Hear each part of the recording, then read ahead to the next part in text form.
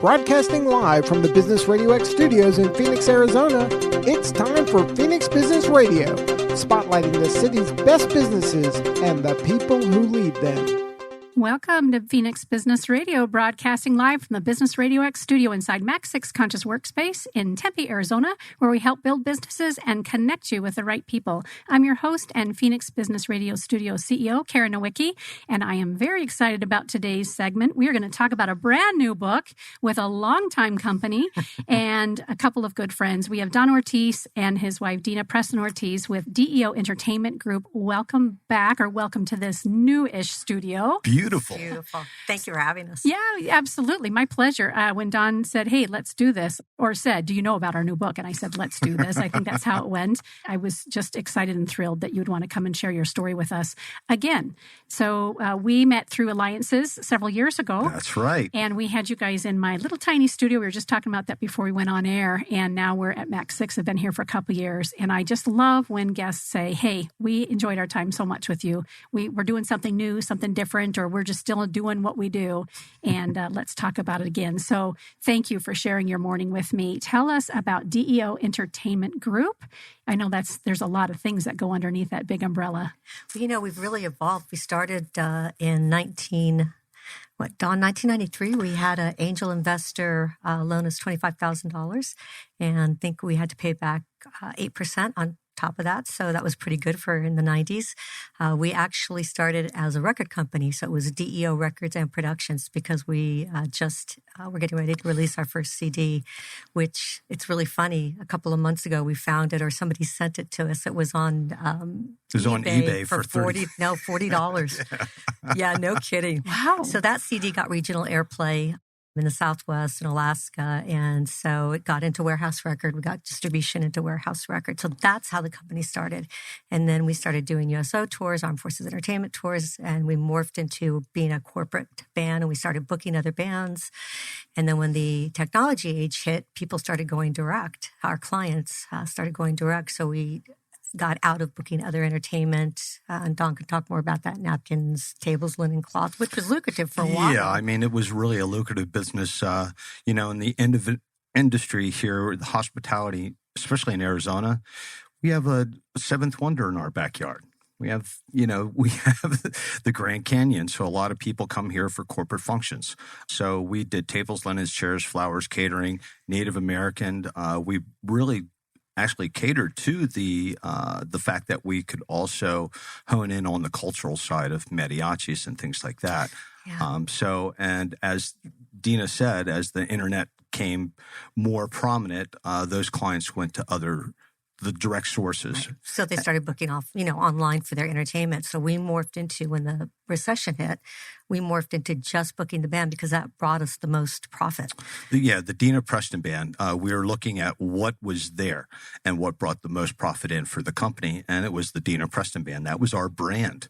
And so we really honed in on our brand as the Dina Preston Band, and that really paid off, especially in the recession time. And so as we started to, again, get older in our business and our business has matured, Don has been bugging me for a while to write a book. And 10 years. I kept saying to him, Poke, poke, yeah. poke.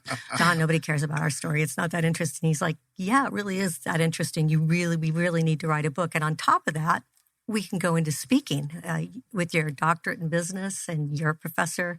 You can bring all that wealth of knowledge to business professionals all over the world and internationally. And we started speaking actually for the U.S. State Department as lecturers and as workshop moderators during President Obama's Statecraft Business Initiative. And so he's like, it's a natural fit. You got to write the book. And I don't know, something bit me like 3 years ago. I was just going to ask, how did you finally, succumb to the pressure? it just, something hit me about 3 years ago during the summer. I was just stepping down as division chair for the business IT division at Paradise Valley Community College. And I'm like, okay, I'm going to have some time on my hands. I need to do something that's positive, that's going to take me in a new direction. And so I thought, it's time to start speaking professionally and get this book done. And I can use all of not only my professional experience, but also my academic theory experience. And so that's where we came up with 31 cents to 43 countries. Yeah, I mean, it's really amazing to think that here, not only were we sent to be a part of history, which is a big prominent part of our book, is that we're in historical moments. But at the same time, as a business, what we did to be successful through those ventures and how we got through those times that were not overseen, things went terribly wrong. How did we come through the other side shining? And that's what this book is really about as a business side of it.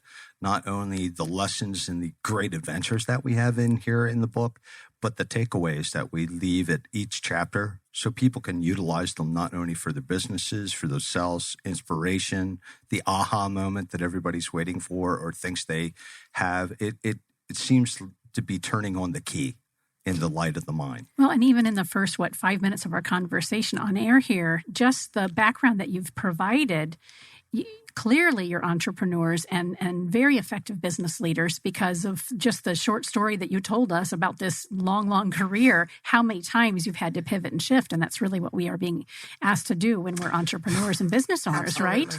Yes. We had Derek Maines. I don't know if you know Derek with Fat Scooters. He was in with me a couple of days ago, and he said one of his mentors had told him years ago that a catastrophic change in the way our economy is or whatever it is a moment that business owners must decide within 24 hours, is what his mentor told him, what they're going to do and how they're going to handle it, even though, like in this case with the pandemic, we didn't know how long it would last. But that's what Eric and his team at Fat Scooters did, and it's amazing with where they're going. But that mentality certainly sounds like it's similar to how you've handled your career. Absolutely. With globalization as a result of technology, we're in constant flux and constant change. I teach marketing, and I tell my marketing students, it's not enough just to understand marketing theory now. You have to understand coding. You have to understand programming. You have to understand analysis, data analytics analysis, which requires statistics. So it's actually getting pretty sophisticated. And you have to have a general understanding of all of it. So education is something that's ongoing all the time as entrepreneurs, small business owners. I just took a certificate at MIT this summer for data analytics, and I was just amazed at some of the tools that are available out there. And it keeps changing, doesn't it? Constantly. So even though you get certified and you get, you have one level experience, you know that you've got to keep doing it or find someone to do it for you. Yeah, and my students say that too, and that's all well and good. And of course, you don't have to have a super heavy understanding of some of the technology tools. You can hire it out, but you still have to have a basic understanding because you need to tell them what to do.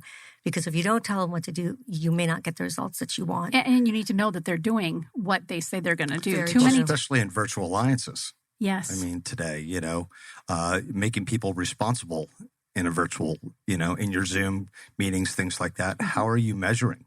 All those things. We're really, working on those kind of situations today, all of us. Yeah. And I was telling Don, I think as you were talking as well, you were discussing change. And as entertainers and as professional musicians, change is always, we're always at the realm of change because entertainment is a plus. You don't have to have entertainment to live. It's not like food or water. We're not selling something that's a have to. We're selling something that's a want. And so to make a living at something like entertainment, you really have to be aware of changing dynamics because they change all the time and you got to figure out a way around it. So when the housing recession hit, our market went into a slump. So we're kind of used to this and kind of pivoting and turning constantly. Yeah. Well, you've made a whole career of it. We did. And we have to, for business owners out there that are new, current business owners know this, you have to be on top of trends. And as small business owners, we get really caught up in the day-to-day activities because it's just myself and Don, when we're not hiring out. But we also can't just deal with today's business, which is sometimes exhausting, right? Because you're booking, you're entertaining, you're following up, but you have to think and look at current trends. So reading's important. Staying in touch with what's going on in your industry is really important too. Market research continues to be really important. And keeping our brand out there has been essential. We really did pivot and turn to that since we're not performing as much as we'd like to. It's about the clients that we've had for a long time, the business model that we provided for such a long time that keeps them coming back, the moving forward with speaking, the book, talking about these items today has really helped a lot of the business people pivot and turn because we work in virtual alignments all the time. Dina and I have been doing that for over 30 years. So a lot of people, this is new to them. And when you say virtual alignments, you're talking about those relationships that might be somewhere else in the country or the world for that matter, especially for you guys, where you're making agreements and you're collaborating and you're planning events and that sort of thing. Is that how you would define it? And you're also absolutely right. Redefining that trust bond. Yes. That a lot of people have forgotten about, that we're so used to touch that in a virtual world, it's different. And that you can take the tone differently. The way you hear things could be muddled. The communication, can break down. So you have to be very clear and concise with what your message is and how you're delivering it and how that tone comes across. And in addition to tone, people don't think about timing. So as an American business, we are A-plus personalities. We're on top of stuff. I can talk about this in the book. If I wake up at 5 a.m., I reach for my phone and I'm looking at what's coming in so that I can address it right away. And we had an offer come in from Mexico, which was would have been a really lucrative offer, but we addressed it in such an American way that quick to service. It was a missed opportunity. We should have been more respectful of that. It's a much more laid back culture. We were checking with the embassy to make sure that the business was viable instead of first just taking a car, going across the border, and checking with our partners. Who they were in a very positive relationship. Making maybe go out to lunch. Yeah, maybe going out to lunch or dinner.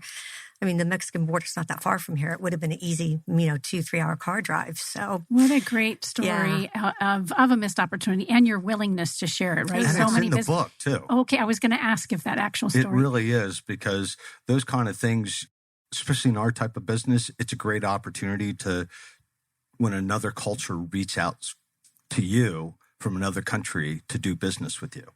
And how timing, tone, all of that. Trust, this opportunity to trust. The great thing is there's tools out there that you can do that. I mean, so the book talks about that. What are the tools that you need to use? So we're not just sharing our stories. We're actually giving you tools in the book that you can use to help overcome some of those things, or at least make you aware ahead of time.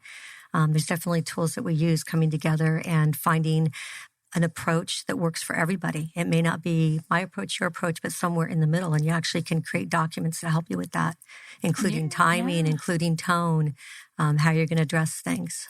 So brilliant. 31 cents to 43 countries. Mm-hmm. Tell me how you landed on that name. I mean, it's kind of obvious, but tell us that story. Don and I actually met and started with 31 cents, and that's in the book as well. And of course, we've toured now and worked in 43 countries. And so that's how we came up with that title.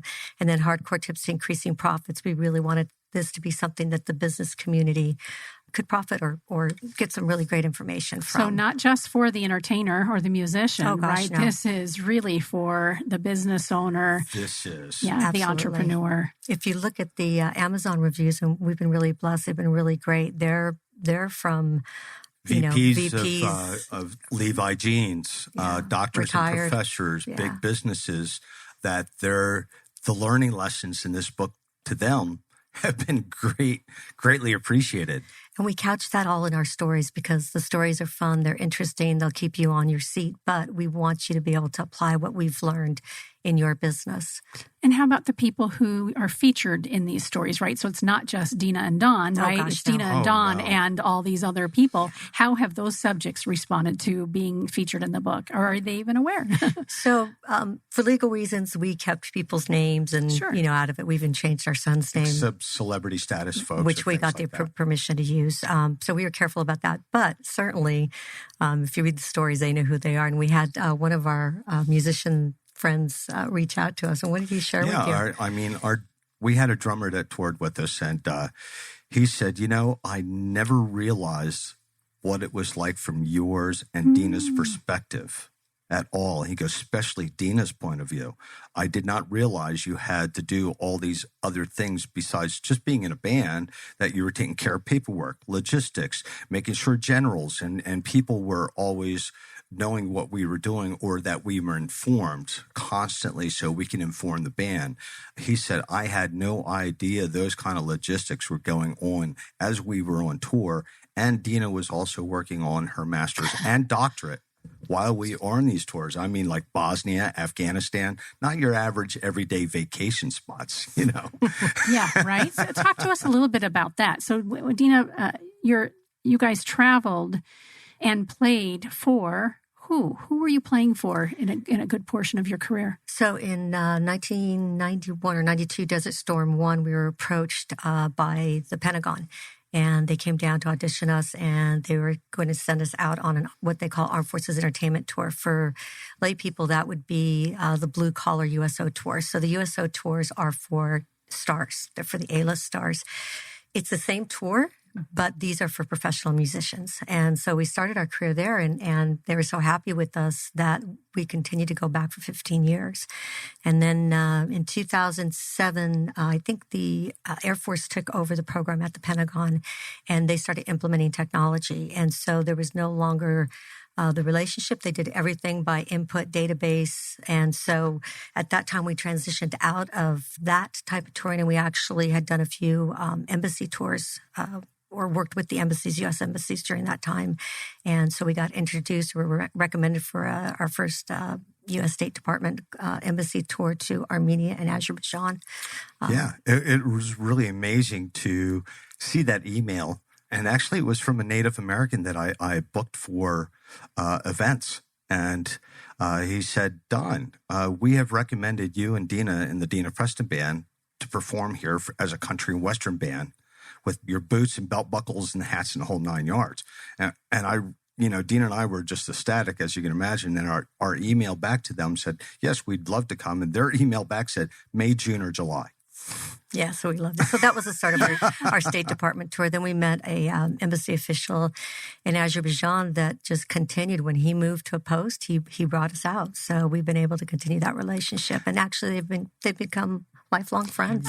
We just visited them in Washington, D.C. Yeah. I was just going to ask that. So clearly, this is a good portion of who you are in this world is all about relationships. Yes. True. Right? Very true. Absolutely. For these long-term relationships, business relationships, but also friendships, to your point, you've got to show up a certain way. Can you both speak to that a little bit? And do you share that aspect, or is it just kind of blended into the book? We do have a chapter on creating relationships. And so there's a section on that. But I'm going to defer to Don right now because between the both of us, he's really magnificent at it. He just, I think, has a natural talent for just bringing people close to him. So, Don? Magnetism. It's really amazing. Really, first, we met this person in Azerbaijan. He was just amazed that we could take the audience in the first 30 seconds and having everybody doing a standing ovation for us. He said, I'm from the school of Trotsky in Russia and, have worked and done all this. He goes, I've never witnessed that before. Then that became a long-term relationship, of course, through that tour. But then when he went to Budapest, as Dina said, he said, I'd really like to have more, I would like to add more things to something and have you guys come here, not only perform, but I'd like to have you do lectures, and that was another side because he saw that Dina had a doctorate degree and that they could utilize her academic side of it as well. So I think for Don, he's very authentic and he wears his emotions on his sleeves. He's super positive. I mean, he's a really positive, genuine person. So what you see is what you get. Well, and it's that magnetism. Yes. Yeah. And so I think that just draws people to him naturally, but he's a very kind man as well. And he cares about people. I think that rubs off on people as well. Yeah, genuine. And then the other part of this, so that's all great, but from a business standpoint, that's not enough. You have to, as he's sharing with you, you have to come through and provide outstanding value for your customer. And if you can do all of that, you will do well. Yeah, managing the expectations and having really something powerful to deliver, which clearly you do. You can be authentic and nice, which we talk about in social media all day long, and people can be drawn to you. But if you're not delivering the goods in business, people aren't going to stay. Right. It's true. And we've been really blessed to know that we're still performing 30 years here as a band and now speaking. It's been wonderful doing both. And it's so natural for both of us because we perform anyway. So being on stage for us is a very natural place to be, but really making people understand that they can pivot and turn and be successful, especially in today's environment, and that you're not at a loss, you're not alone, that there is a way. And if it takes you to get your asking gear, as I say, so be it. Your ASK. Yes, that's right. correct. And if I know one thing about you, you are really good at that.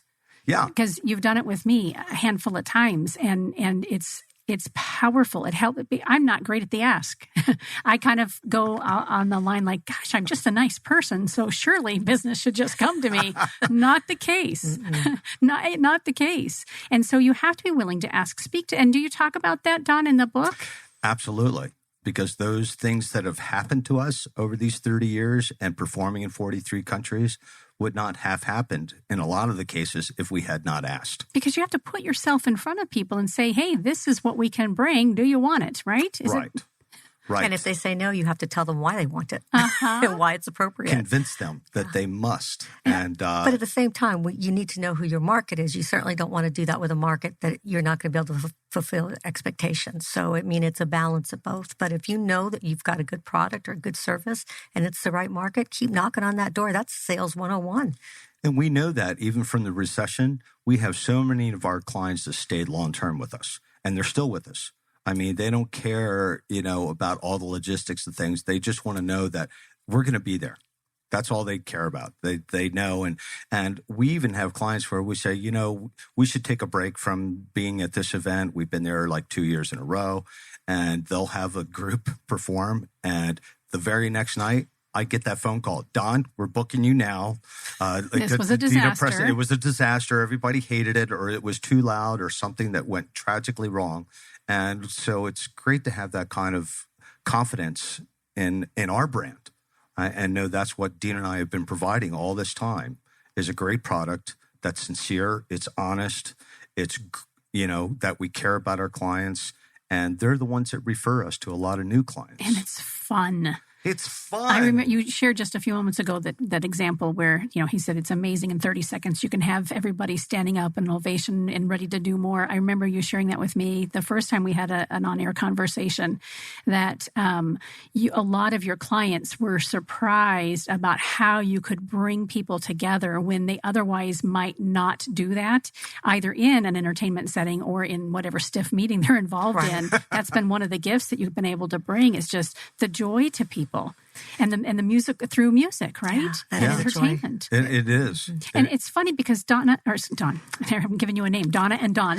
Dina, you had mentioned about entertainment not necessarily being, essential. It's one of those things that we look at our budget and might have to peel it away because, there's oftentimes in difficult times like right now, we would tend to pull it away. And yet entertainment and storytelling through music is one of the things that brings us together. So I would imagine you have to continue to remind people about that. It isn't essential in that way. Gosh, for some of the things that I've been dealing with, if I didn't have my soundtrack that keeps me grounded and is on constant replay, it lifts me out of whatever the situation is and helps me heal and move forward.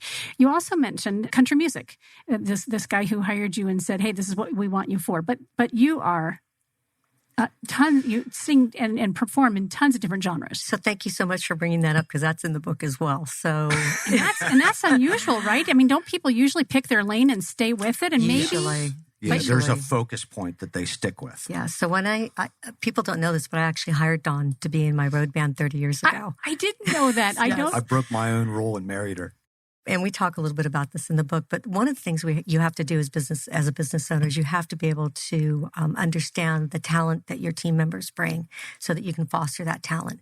So we started, when I hired Don, and we talk about this, he didn't really like country music, but he liked our, 9 months of contracts that were solid and it was good money. So he came in, but slowly, and quite frankly, we live in Arizona, so country music pays the bills. It's good. Made sense. And by the way, I love country music, so I just want to put that out there. But I love all kinds of music, and I was raised in all kinds of music. So slowly, our clients from the meetings and event industry wanted the country, the theme, Native American dancers for about the first hour. But our clients were from back east. They were international. And so they were pretty much done with that after the first hour, and they wanted to party and rock and roll, which is Don's R&B specialty. He's was raised 40 minutes from Philadelphia. Up with funk and Philly funk and, all that jazz, James Brown. And it is the vibe you carry. Yeah, for sure. And so he looked at me, he goes, Dina, nobody else can sing these songs. You have to sing them. So I'm like, for me, it was money. All right, I'm going to make us more money. I'm in. So I started learning, classic rock songs and R&B songs. And so we just he started slowly bringing that out. And today we're doing jazz, we're doing R&B, pop. Yeah, to Bruno Mars, to Guns N' Roses, to Peggy Lee, Cole Porter. Yeah. I mean, it's amazing. Our genre is great. And Dina says, as she said, it does definitely reflect on the musicianship that we have in the band. We have the A team of players. So that's a big bring to the table. The bigger part is a simple thing like the president of Samsung asking us, so what are you guys going to start off with? And I said, I don't know. And he said, you got to be kidding me. Because most bands use set lists. Oh, for sure. We don't. And I said, no. You feel into it every time? Every single time. For 30 years, we have never used a set list. Yeah. I'm not a musician, but that's got to be incredible. Everybody has to know your material. Yeah, right. And Dean and I read the room in and that's real our time. job. That's our experience to know what to play, when to play, what not to play, and when to play it. And every event is crafted for the moment, for the client. Custom made based on what is necessary at the time. That's huge. And that's another great business lesson, right? For sure. And you have, to your point, you've got to be on your dime. You have to, your entire team, your band has to know that we can be going one way or we can go another. And if we come into an event and we have our playlists and we're so committed to this thing that we think is our Bible, there's going to be a missed opportunity, right? We've been seeing it for years. We've tried set lists. They absolutely do not work. So, because you start skipping songs, and next thing, nobody knows where you're at. It's like, what song are we on? Is it 8 or 10? Or yeah, and it sounds like when you rely on that, you're coming from your head and not engaging your heart and your connection with everybody there. You could get out to the ballroom and people are very intently talking at a table. Or are they antsy? Do they look like they're no longer interested in the 10 people sitting around them? Those are all signs that we look at when we walk into a room.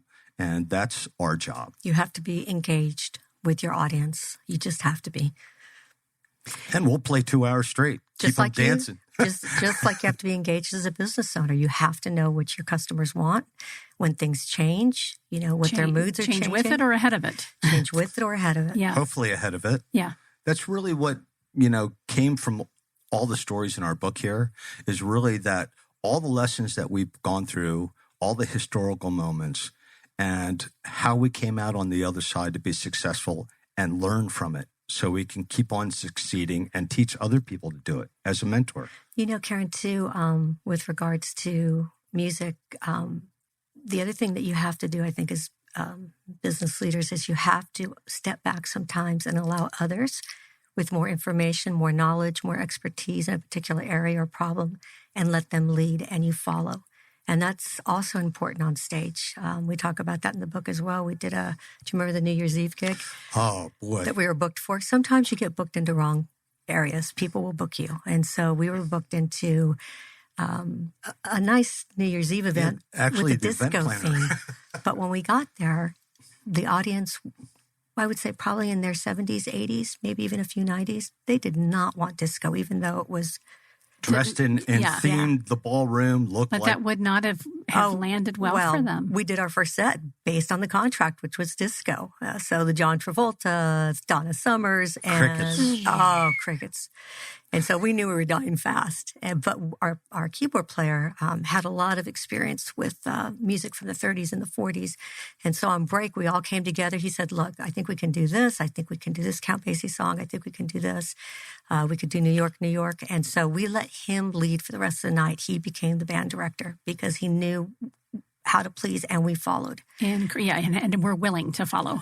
Trust, again. Second set, we come out, he does New York, and we talk about this in the book too. He does New York, New York. As soon as he started that run on the keyboard, people were up and dancing. They were doing the can-can. I literally have chills all the way up my arms. Around.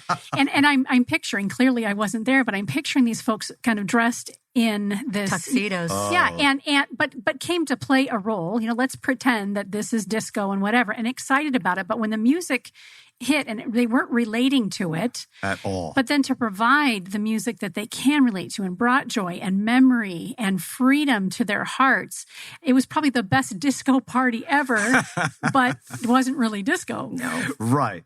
It's what we call the World Series of gigs. Basically, because that is the World Series of gigs is your New Year's Eve. And to have them toasting us at the end of the night and saying we had a great time, having a Congo line them out the ballroom door, that makes it a better evening than how it started, as you can imagine. And like Dina said, we talk about that in the book because there are those moments where a meeting planner or somebody thinks you're the right fit and we're not the right fit. But we made us the right fit because of the fact that we can play so many different genres of music and turn it around quickly. And we let the person who knew how to do that lead. Yeah. And we were happy to follow. Yeah. And we learned a lot too. Yeah.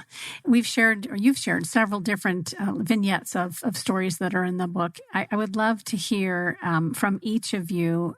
Is there a favorite story? Might have been one we've already told, but is there a favorite section in there that you just think, oh, this was so much fun to write or, getting great feedback on? I enjoyed writing all of it sometimes. We actually did 9 edits on this book. And so by about the 9th edit, when we started, it was very academic because that's how I'm used to writing. I'm used to doing, peer-reviewed publishing. I had a friend of mine take a look at it.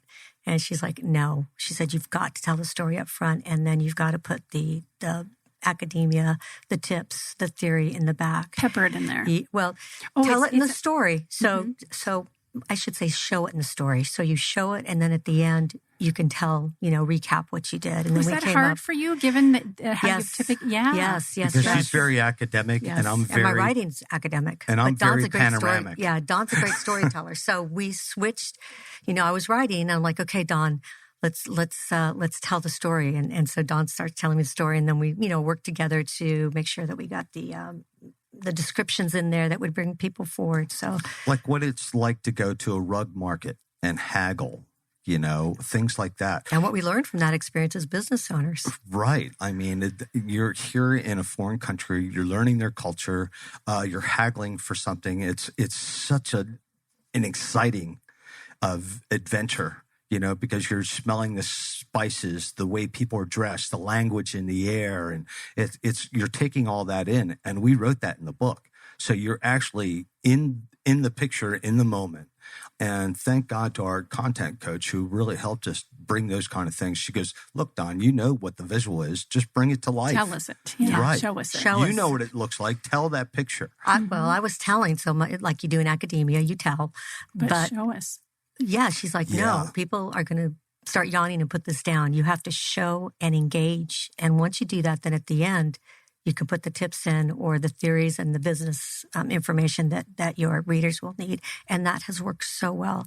So I like all the stories. I don't know if Don has a favorite story. I think flying into Afghanistan, because that, as a civilian, nobody ever gets to do. And for us being a band with a fresh platoon of 70 people going in for their first time. Off the grid. We were off the grid. We were lost. Okay. I remember you sharing that Yeah. story. So, here we are, and they're telling us, okay, when we fly in there, we're going to turn off the plane lights. We do what's called a toilet bowl. The plane actually spins and spirals all the way to the ground until you're all of a sudden on the ground. And that's to stay away from snipers in the mountains. Yeah, they said because if we ran the other way, people can just shoot us all the way in. So this way, they can't see us. There's no lights, and we're coming in, and we're dropping in, literally. And when we got in there, after this toilet bowl, to hear a plane and its rivets and everything being taken to the massive torque that takes with pallets being in there, our gear, 70 people, a full crew, and pitch black and quiet. And all you can hear is them engines racing. It was really a dramatic moment. And I'm like, man, I hope we survive this. Yeah. And this was actually our first female pilot. It was a female pilot that was leading that, leading that flight. So that was very cool. Yeah. And then we get off the get off the plane. And the guy's like, who are you guys? We're like, well, he wasn't that nice. He won't. Yeah, I won't tell you what he really said to me. But, and I said, we're the USO band. He was like, hell no, not here. He was not very colorful to us in a nice way. I mean, he really got nasty immediately because, one, he became responsible for four people. Civilians in the theater with our no palette, escort. Everything.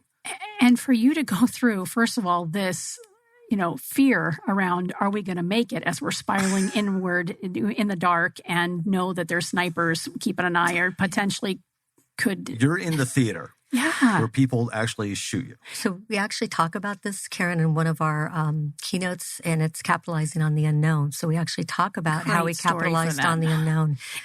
And then landing. Right. And feeling like, oh, thank God. And then right after that, bam, someone's in your face questioning your very existence. Right. And we had nowhere to go. We came in with a fresh platoon, so there were no flights going out. Oh, it could be weeks or months. Yeah, we had to figure out, first of all, the system. And so when we figured out the system, if we couldn't have access to food or we didn't have access to housing, we made friends with other military units like the Jordanian minesweepers. Actually, Don made friends with them, who cooked food on, fresh open pits every night. In exchange, we literally sang for our supper. I mean, acoustic guitars.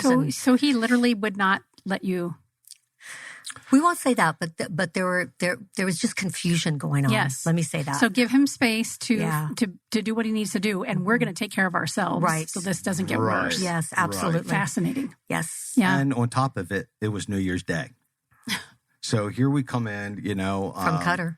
Yeah, from Qatar. Great New Year's Eve show. Oh, it was great, and then to go into that, and then he had to actually assign somebody to us, and then we actually performed our way through the stands through Afghanistan, Kyrgyzstan, and Uzbekistan. So by looking at the whole picture, we started breaking down the parts, and that really helped us to capitalize on the unknown, things that we didn't know. So we talk about that as well in the book and how to do that. This story alone, and I know all of them involve this, but you have to keep your emotion in check. We talk about that. And what's fascinating is you're creating emotional moments for people through your entertainment and your music, right? So you're wanting us as the audience to feel and explore. And yet through the journey as entrepreneurs and a band and just all the incredible things you've done as a business, all these experiences that you share with us, you've got to be able to keep emotions in check. You really do. Definitely. And I talk about this a little bit, Karen, but we have a lot of women, small business owners and entrepreneurs. But, when I started entertainment, there were not a lot of women front singers or definitely doing the kind of work that I was doing with the government, with the military. And so I talk about that my first time into Saudi, what that was like as a woman, a leader and entrepreneur, and some of the challenges that I ran into as a result of that, being fired because I was pregnant. On stage, in the 80s, trying to get another job. And back then, they could ask you whether you were pregnant or not. And so you couldn't lie on an application. Playing in front of Ripley's Believe It or Not, while people threw coins in your guitar case. Yeah. So we've come a long way from our 31 cents to 43 countries, who would have thought that, Dina and I, starting with 31 cents, would end up performing in 43 countries, all without a record deal or management. It's all just been us two really making this happen. And our musicians. And our been musicians, great on stage. But in such a non-traditional way. Definitely non-traditional. Yeah, because we're not famous by any means. And yet you are. Like, you've got this beautiful following, right? And it's so, true. Yeah, I mean, worldwide. As John Regna says from World Entertainment, he says we're the most famous, unfamous band in the world. Yeah. He said we're just hardworking. It's all been done through honest hard work. And that's what we teach and preach, is that you can persevere and move forward. And you'll see that in our second book. Oh, is there, Dina? Is there a second book? I just told him that the other day. Yes. There's going to be a second book. We need to get this off and rolling, so that it'll probably be a good year or so. But sure. I think it's important to continue to reach out to the community, and we've gotten really great feedback on this one and great reviews. So why not? What else are the readers saying? We've shared a few examples. What are you hearing in some of those Amazon reviews, or even the people closest to you? Interestingly, so they seem to be groups. So there's the business professionals that are loving the business tips and agreeing and finding insight in the business tips. Then there's, lately we've been getting reviews about the love story in the book. Now, I don't see a love story in there. We didn't write it as a love story. Think about that, but of course. We're married, right? Of course. Right, 30 years. Power couple. So the book is separated into 3 sections. So there's the beginning, there's the middle part, and then the last section is about our personal life and what it's been like to do this kind of work and not be home at Christmas with your son. Or New Year's. Or being on stage and your father is dying and you can't get to him, right? Because of the contract. So we talk about that as well. And we talk about our relationship and what it's like to work together as a husband and wife business team. 30 years? How long did you say? 30 years. We'll be together 31 years, October 13th. Hard to believe. Very soon coming up. Very soon coming up, exactly. I mean, we're just about a month away. So many nuggets. So many. And thank you for accepting Don's probing to write the book. I'm so glad. I'm really glad that I did it. It's legacy. It's legacy work. Yeah.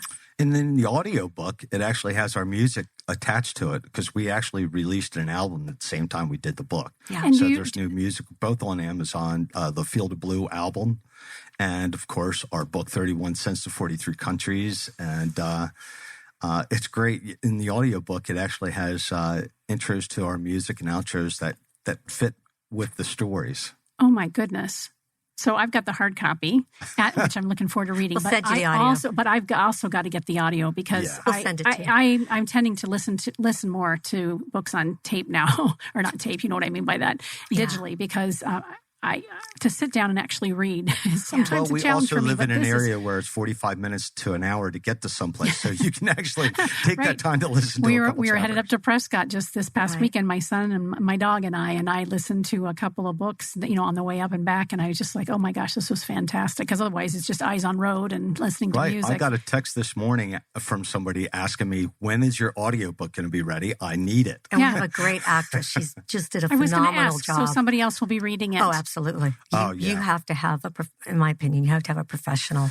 I agree. I've listened to a couple books that were done by the author. Some have done really well, and others, Not so much. it's so much better having somebody else professionally do it. Yeah, because you have to have the tone, the temperament, the expertise. In fact, when we first were doing this, we sent some nuggets out to some friends, and the email back was, "Is that Dina? She's great. She should have this new job." And I was like, no, that's not Dina. Not me. You don't want me reading Audible. That's good, though. That's really good. Yeah. So lessons learned in writing the book, personally and professionally. I mean, you've already shared a little bit about the stretch for you, going from, really curricula writing to academia writing to, more storytelling, and finding that beautiful blend and balance in both so that we, the reader, can just, sit and absorb everything that you've provided us. But what other lessons have you learned, again, on the personal side and professionally? Well, I think so we had to make a commitment to get up every morning because, we're working before the pandemic hit. I had to be across Phoenix to my office, which is about an hour and a half drive one way every day. And so we made a commitment to get up and write for 2 hours every morning. And I did that. And Don often joined me. And actually, it ended up being 3. We would work from 5 to 8 every single morning.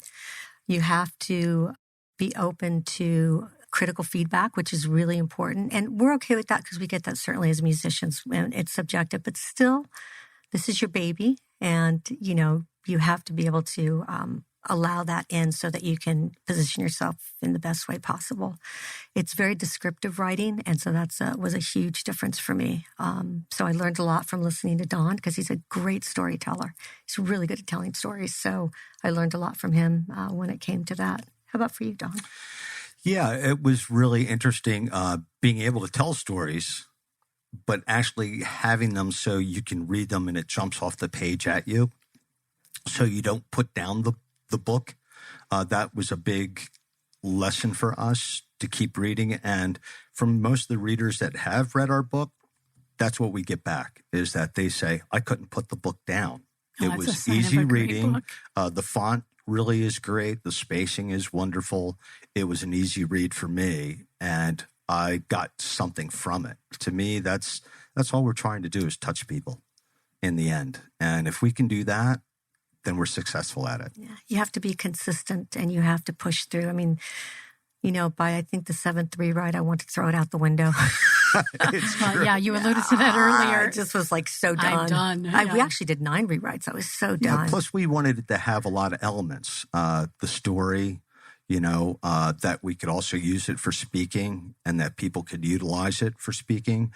We put the index in the back so it actually could be people that like to use it as a tool could utilize it and find things very easily. So we found all those kind of feedback things to come in the end were all the positives that everybody was really looking for in a book. And, the product, so this is a product development for us, that's not enough. So for those small business owners that think you develop product and new business owners and people are going to come, it doesn't work that way. Right. So even though that took about a year to complete, we're just getting started because now we've got to do the marketing and we have to schedule a podcast and it's just an ongoing process. Keep it in front of people, get it in their hands. And I know you guys are very unique and think creatively around who would benefit from this? How can you position it so that they want it? I see you guys obviously speaking to corporations, right? And sending it to those who are going to be participating. Mm-hmm. And I mean, there's endless different ways in which you can continue to get this in the hands of the people that it's going to influence and help them. Absolutely. And we're offering, with my background in teaching, we're offering workshops too, because I work with small business owners a lot. So in fact, I'm developed a program for small business startups, and it includes marketing, internet marketing, finance, accounting, how to write a business plan. So I work with a lot of women small business owners, entrepreneurs, and so we are also offering workshops. And there's a lot of really good practical advice. Again, people think because you build a product that people are going to come, and it just doesn't work that way. No, it doesn't. And plus, I'm not afraid to get my ass in gear. I so love that phrase. Get your ass in gear. ASK. Love That's it. Love right. It. What is next? What are the next steps for the band and for you guys as new authors? So we're working on our virtual podcast tour right now and blog tours to promote. We're part of Thank you for being the first and kicking it off. Kickoff. So we're so excited about that. In addition to that, obviously with the pandemic, we're very limited right now in what we can do in terms of performing. So most of what we're doing is the podcasting, blogging, anything virtual that is a safe environment. We're rearing up so when the meetings and event industry opens up again, that we can do speaking, keynote speaking, and workshops. We're doing a little bit of virtual speaking right now as well. And that's also, you can see that on our site at DEO Speaks. We have our new press that's up from LA Weekly, New York Weekly and LA Wire. So we're really proud to have that. We have also reels there so you can see us in action. And, of course, the breakdowns of workshops that we offer. Good. Yeah, and once we get that up and running, we've got that going, then we'll start with the next book and get that going. And we actually got a call from Nashville from a song plugger. So that's a organization that takes your music and then sells it or plugs it out. And so we're thinking about maybe putting together an album for the next book with that set of Nashville writers. Very cool. Yeah. So we're always what's evolving. Next? Not there yet, but at least we're thinking about it. And a movie. Possibly. Yeah, we did. We've had some people interested in either a miniseries, and we were also told that it would make a great featured film. For sure. We have all the footage for the last 30 years of our work on the front lines and doing that kind of work. So we actually thought it would be a docuseries, but the feedback that we're getting is it would be more a drama, maybe like a short, 5 or 6 episode kind of series. So we're shopping that as well.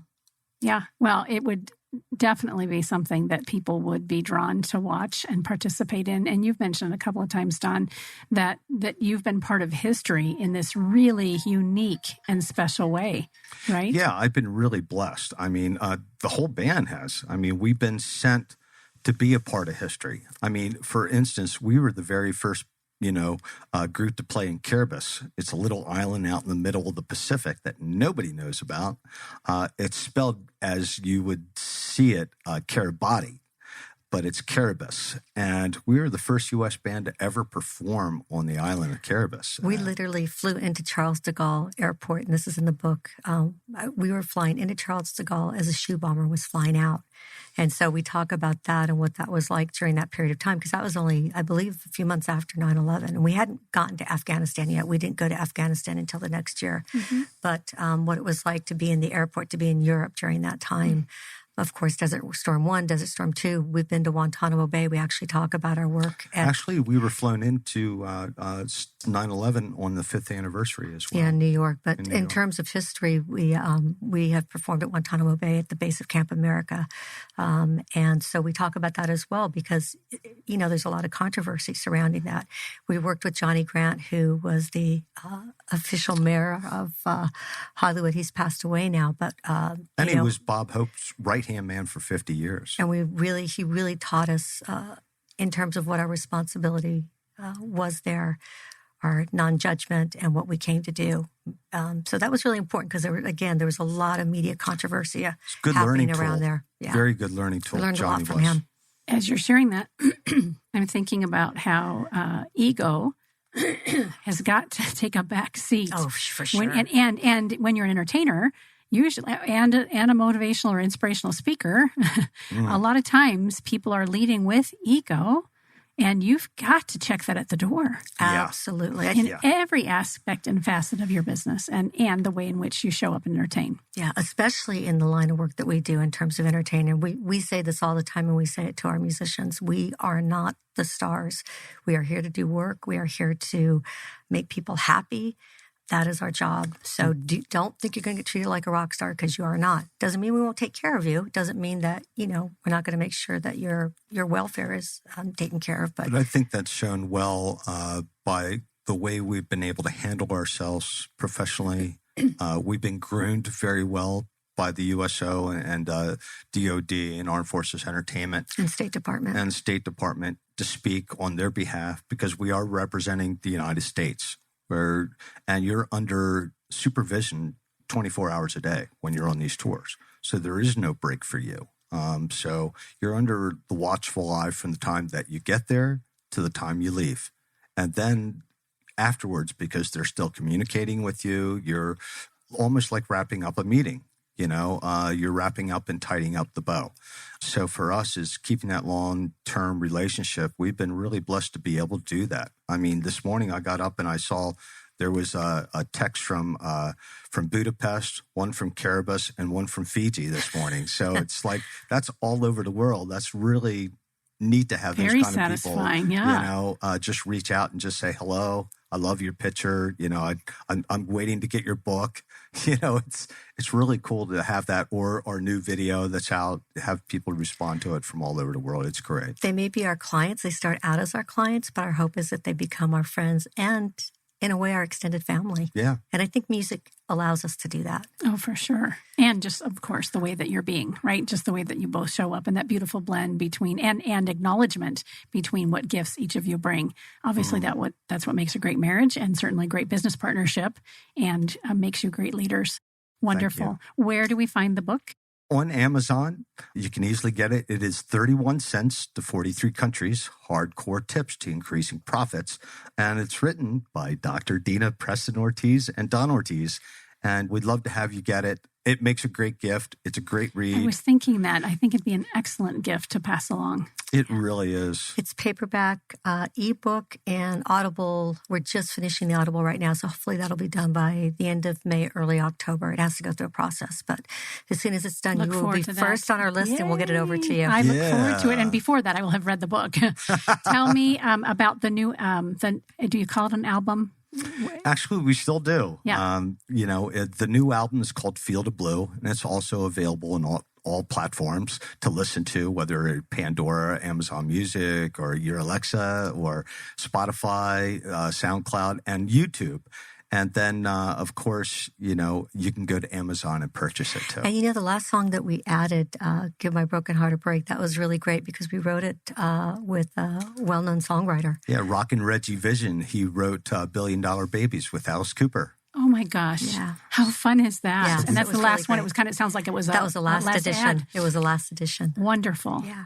Oh, yeah, goodness. and actually we just mixed the album and everything just before the pandemic hit. So we were really blessed to get it out on the markets, to have it there. And of course, the book too. So we're blessed to have two great products out at the same time. And we hope people, your listeners, will reach out to us. We just, love to get to know people. And if they just want to say hi or they have questions. Well, let's face it, right now, people are listening to more music right now than they ever have since the 50s or 60s. Yep. And they're reading more now than they have. This is the same. Well, so this is a perfect time for us to be out. And we really hope everybody picks this book up and also gives it to a friend and listens to our music as well that goes with the book. There's the ask. And DEO Entertainment, what is the website doing, and where do we find you on social media? Yeah, it's DEOspeaks.com and DinaPrestonBand.com, DINAPRESTON band.com. Dina and Don, thank you so much for spending your morning with me. I'm very excited to have you here today and obviously have a copy of the book. Looking forward to the audio and listening to the album. I love that we use the word album still. What else do you call it? I don't know. Vinyl. Yeah. Yes, we could call it vinyl too, right? Not Are we showing our age CDs, as we you're right, we're showing our age as we have this conversation. Thanks again for being here. You've been listening to Phoenix Business Radio X, broadcasting live from within the Max 6 Conscious Workspace studio. Some media leans left, some media leans right. Until next time, I'm Karen Nowicki. We lean business and arts and entertainment. Bye for now. Thanks, Karen.